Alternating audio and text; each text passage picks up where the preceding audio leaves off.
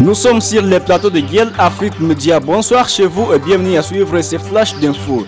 L'ancienne sénatrice et cadre du FCC Francine Muyumba a adressé une lettre ouverte au président Félix Tshisekedi dimanche dernier, exprimant son inquiétude face à la situation politique actuelle à RDC.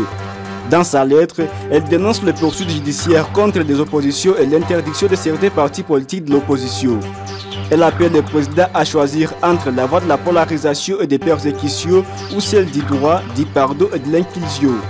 Invitée des radios au Capi ce mardi, Francine Muyumba a affirmé que sa démarche était un appel à la paix et non un calcul politicien.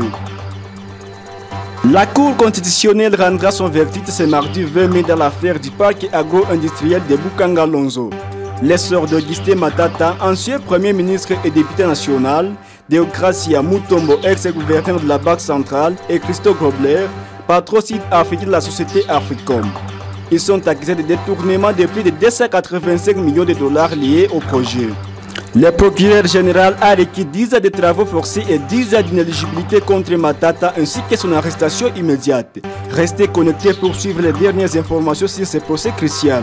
Les forces armées de la République démocratique du Congo FARDC annoncent avoir repris le contrôle de plusieurs villages de la zone de Lopa, précédemment occupés par les miliciens du groupe Zaïre alliés à la Convention pour la Révolution populaire CRP de Thomas Lubanga. Dans une déclaration à la presse le lundi 19 mai, le lieutenant Gilles Ngongo, porte-parole de l'armée en Ituri, a affirmé que ces miliciens étaient désormais en débandade tandis que les opérations militaires se poursuivent dans la région. Ce lundi, 786 réfugiés rwandais ont été repatriés au Rwanda via la frontière de la Grande Barrière à Goma. L'opération a été menée par les HCR en collaboration avec l'AFC M23.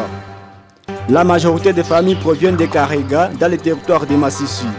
Elle avait fui le Rwanda en 1994 et vivait en RDC depuis. Depuis la prise de Goma par l'AFC M23 en janvier, elles étaient hébergées dans un centre pour déplacer à Sake. Et c'est par ici que nous mettons fin à ce flash d'infos sur Guel Afrique Média. Merci de l'avoir suivi et retrouvez les détails de la grande édition de 19h.